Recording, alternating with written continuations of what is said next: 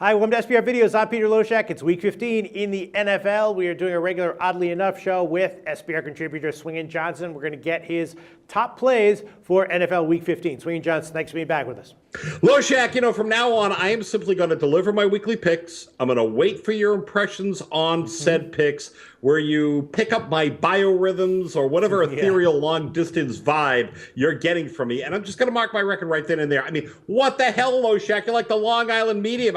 You said I was going to go 2-2, and of course, 2-2 it was. Oh, really? Is that what I predicted you were going to go 2-2, and that was your record? That was exactly what I did. And it's not the first time this year that you've done that. I mean, it seems like you do it over and over and over again. And, I'm telling you, man, it's been like a struggle over the last several weeks. And, it's not like I don't do my research. I mean, I really do. I pore over these games. I try to find an edge. And, meanwhile, the average piker out there remembers a big win or a big loss from the week before and either rides that team or fades that team with no information whatsoever. And I'm going to tell you a true story. I was at a bar earlier this week. I know, surprise, surprise. And I heard this guy talking to his buddy about this week's game. And I'm telling you, this guy says, I think that running back Trent Richardson is like really off everyone's radar. If it wasn't for him, the Browns wouldn't even be 500. Yeah, and while I disagree with that assessment of Richardson, it's even easier to disagree because he's been wearing a Colts uniform for the last 2 freaking years. That's a hell of a story, Swingin Johnson. Okay, well, so how many picks do you have for us this week? I've got 3, so I can't break even. Right. I have to win or lose. All right, well, we will see. You sound like you're in a fairly good mood this week. You sound like you're fairly relaxed, not chasing or have any kind of gambler's neurosis affecting you or afflicting you. All right, what's your first pick for us, Swingin Johnson? Okay, baby. I'll tell you what, totals have been very, very good to me. To be perfectly honest with you, I wish I just kind of stayed with the totals and forgot about the sides recently because they've been cashing as they did last week in the Pittsburgh-Cincinnati game that went over 53. But this is this week, and the total in question is the Bucs-Panthers game. As you know, Cam Crash Newton probably not going to be suiting up for this one, which paves the way for Derek Anderson. Anderson went 24 of 34 with 2 passing touchdowns and tossed for about 230 yards in a 20-14 road win in Week 1, the only start of the season, and coincidentally enough, against these same Tampa Bay Bucs.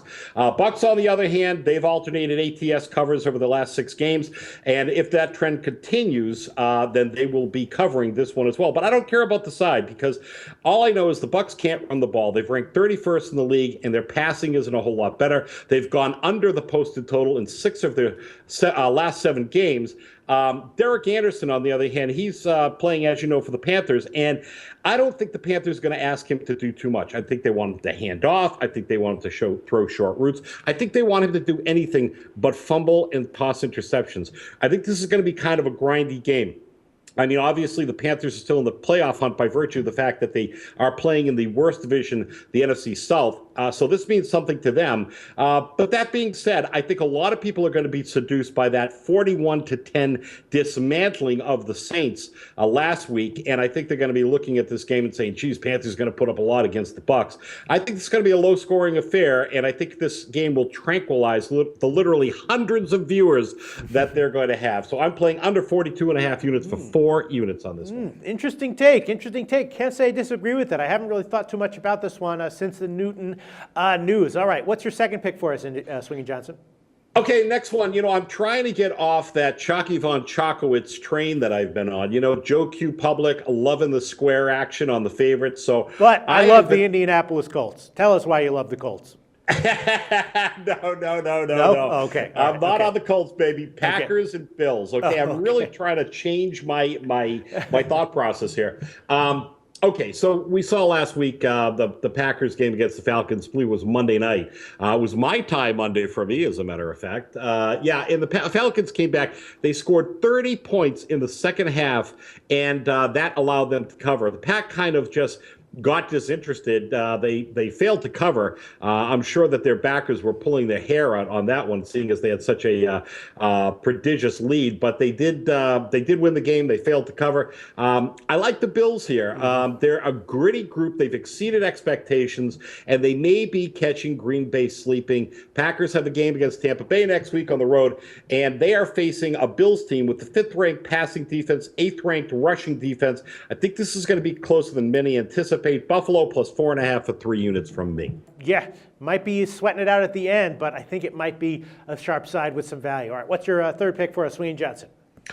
Okay, the third pick for me, and sometimes you were talking about chasing earlier, and I think that if you're going to be a professional, you have to ward off that urge to chase, and particularly when you lose on a team that you think is probably better than it really is, or you think it's better than it is. And I may be guilty of such because I am going back to the poisoned well of the San Francisco 49ers. 49ers lost a couple weeks ago to the Seahawks, who they're playing this week in Seattle, 19-3. And they followed that up with a absolutely offensively anemic performance, and really their worst offensive performance of the year, where they were stunned by the Raiders 24-13. But Loshak, here's the thing.